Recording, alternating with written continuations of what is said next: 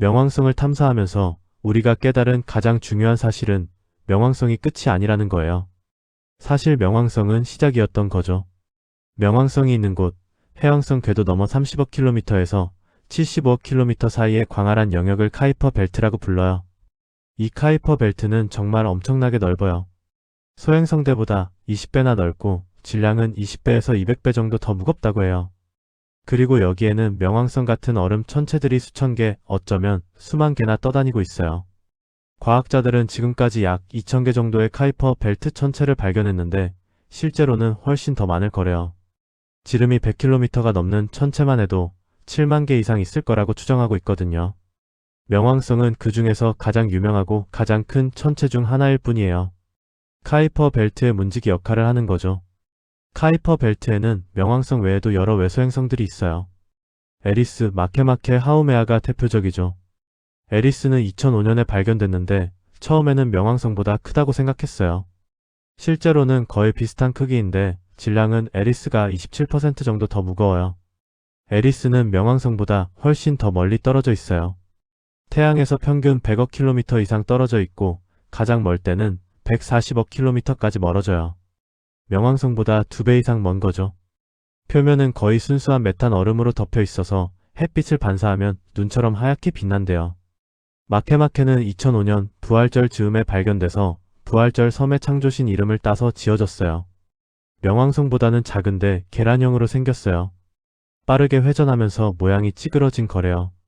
하우메아는 정말 독특해요. 모양이 럭비공처럼 길쭉하게 생겼거든요. 왜 그럴까요? 하우메아는 엄청나게 빠르게 회전해요. 4시간에 한 바퀴 도는데 이건 외소행성 중에서 가장 빠른 자전 속도예요. 이렇게 빠르게 돌다 보니까 원심력 때문에 모양이 럭비공처럼 드러난 거예요. 게다가 하우메아 주변에는 고리가 있어요. 토성처럼 말이에요. 외소행성 중에서 고리를 가진 건 하우메아가 처음이에요. 이 카이퍼 벨트 천체들이 왜 중요할까요? 이 천체들은 태양계가 형성될 때의 모습을 그대로 간직하고 있거든요. 46억 년 전 태양계가 만들어질 때 태양 주변에는 가스와 먼지로 이루어진 원반이 있었어요. 이 원반에서 행성들이 만들어졌는데 안쪽에서는 온도가 높아서 바위와 금속으로 된 행성들이 만들어졌고 바깥쪽에서는 온도가 낮아서 얼음과 가스로 된 행성들이 만들어졌죠. 카이퍼 벨트는 태양계 형성이 끝나고 남은 재료들이 모여있는 곳이에요. 마치 건축 현장에서 집을 다 짓고 남은 자재들이 쌓여있는 것처럼요. 그래서 카이퍼 벨트를 연구하면 태양계가 어떻게 만들어졌는지 알 수 있는 거예요. 타임캡슐 같은 거죠. 46억 년 전의 정보가 그대로 얼어붙어 있는 거예요. 그리고 카이퍼 벨트는 혜성의 고향이기도 해요. 우리가 밤하늘에서 보는 긴 꼬리를 휘날리며 날아가는 혜성들 대부분이 카이퍼 벨트에서 왔어요. 카이퍼 벨트에 있던 얼음 천체가 뭔가의 중력의 영향을 받아서 궤도가 바뀌면 태양 쪽으로 날아오게 되고 태양 근처에서 열을 받아 얼음이 녹으면서 가스와 먼지를 뿜어내며 꼬리를 만드는 거죠. 유명한 헨리 혜성도 카이퍼 벨트 출신이에요. 그런데 과학자들은 더 흥미진진한 가설을 하나 제시했어요. 카이퍼 벨트 너머에 아직 발견되지 않은 거대한 행성이 숨어 있을지도 모른다는 거예요.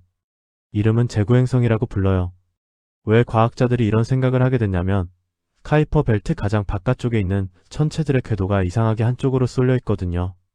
마치 뭔가 보이지 않는 거대한 천체가 중력으로 잡아당기고 있는 것처럼요. 과학자들은 이 제구행성이 존재한다면 지구 질량의 5배에서 10배 정도 되고 태양에서 200억 킬로미터에서 400억 킬로미터 떨어진 곳에 있을 거라고 추정해요. 명왕성보다 4배에서 8배 더 먼 거리죠. 이 행성이 태양을 한 바퀴 도는 데는 1만 년에서 2만 년이 걸릴 거래요. 아직 발견되지 않았지만 세계 곳곳의 천문대에서 열심히 찾고 있어요. 만약 발견된다면 정말 대단한 발견이 될 거예요.